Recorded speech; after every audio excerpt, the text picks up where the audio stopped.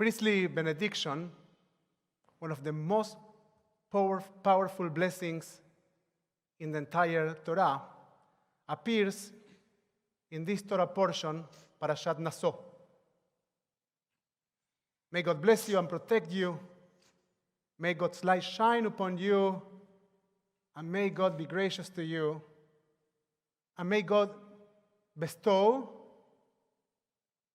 or more literally, lift up his face, his favor upon you, and instill or put in you peace. And after the blessing, we hear in Numbers 6:27, Besamu et shmi al bnei Israel, bani abarchem. Thus they shall put my name with the people of Israel, and I will bless them. They shall put my name with the people. This verse reminded me of the legend of the Golem. The Midrash tells that the first human, Adam, was like a golem made of dust, and that the first breath of life into his nostrils was no other but God instilling its name in that golem of dust. However, even though the origins of the figure of the golem are in the rabbinical tradition, the most famous golem is the legendary one from Prague. The legend tells that the 16th century rabbi, the Maharal of Prague, created a giant clay golem with the purpose of protecting the Jewish community from pogroms. According to the legend, what gave life to this protector of Israel was the allocation of God's name in its mouth.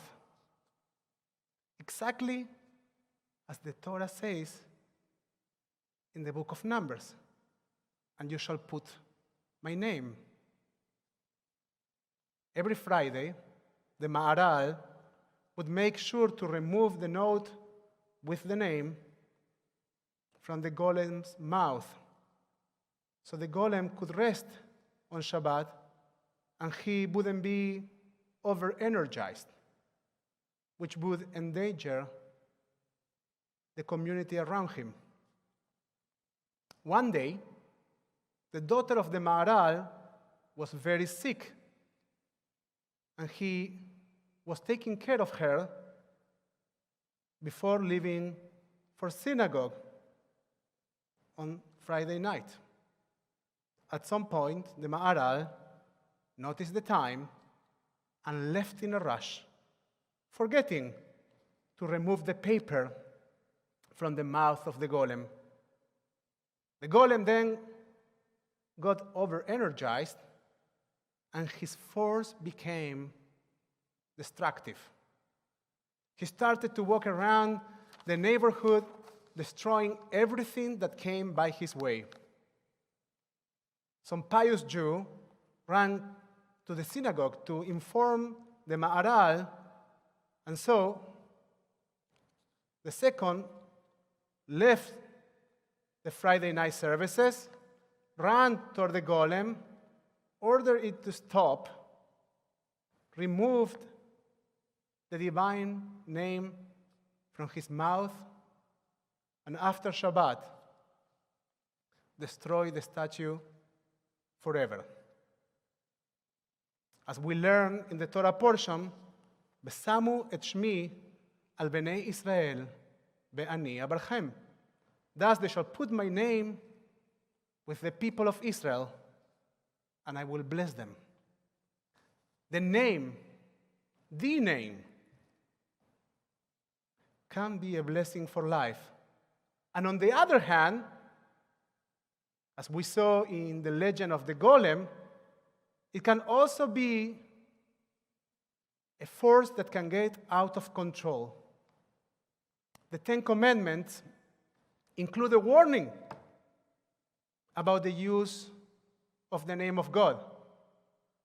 We say, "You shall not say the name of God in vain."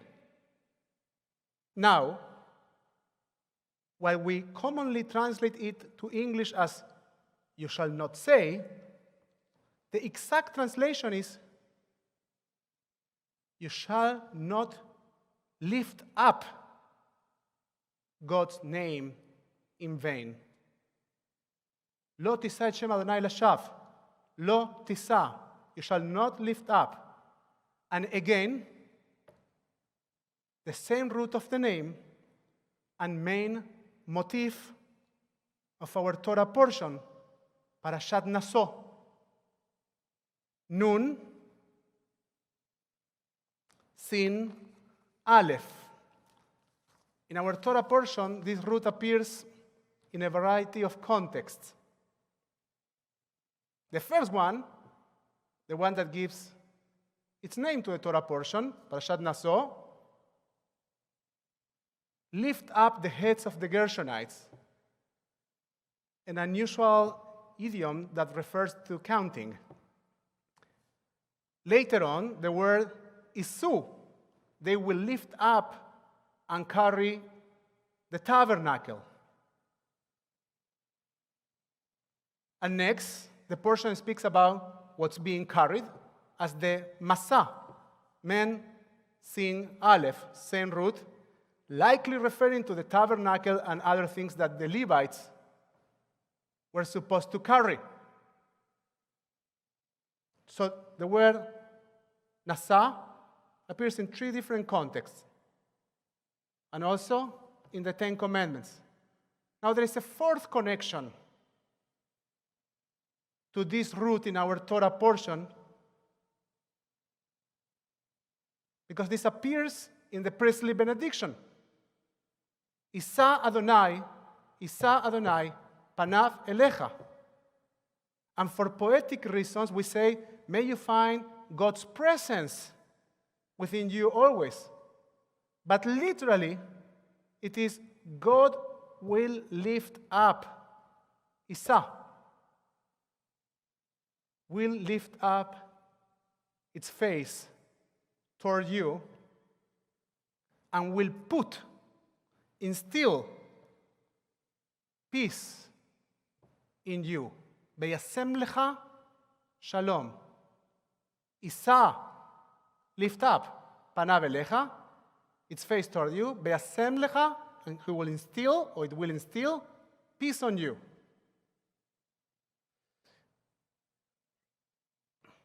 In the legend of the Golem, they instill God's name in something, appealing to the force of creation and trusting this force. The priestly benediction, while similar, is also very different. The priestly benediction wishes for God to lift up his face and instill in us not force, not the force of creation, but the power of peace. Not the force of creation, but the power. Over the last few days, we have celebrated the wonders of our modern golem, the Iron Dome. The Iron Dome is our modern golem. Thanks to it, thousands of lives have been saved.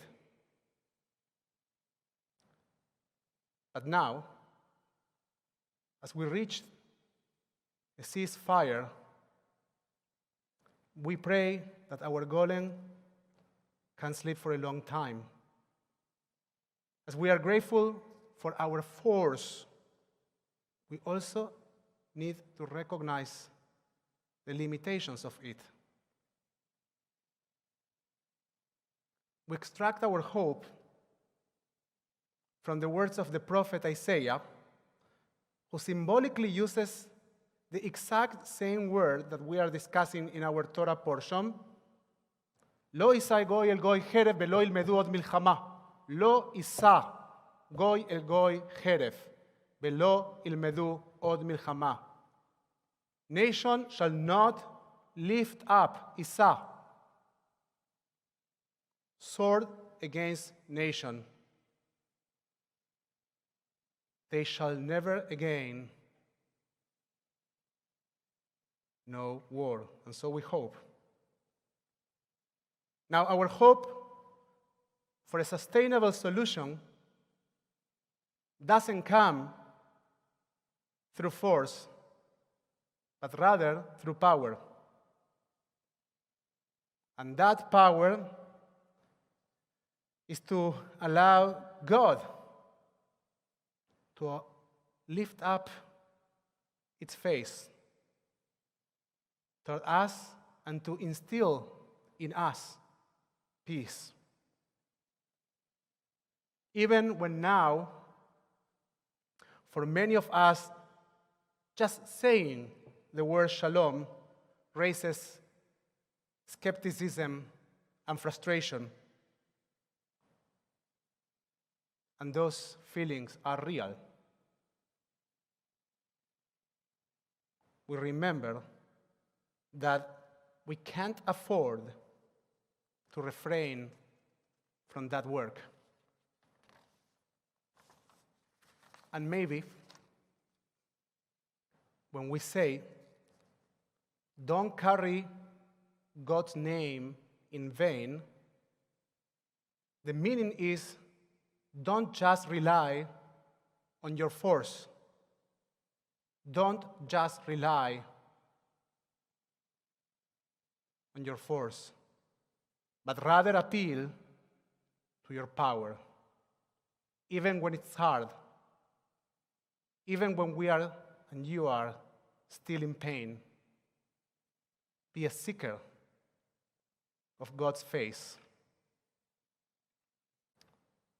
so that we might be blessed with peace.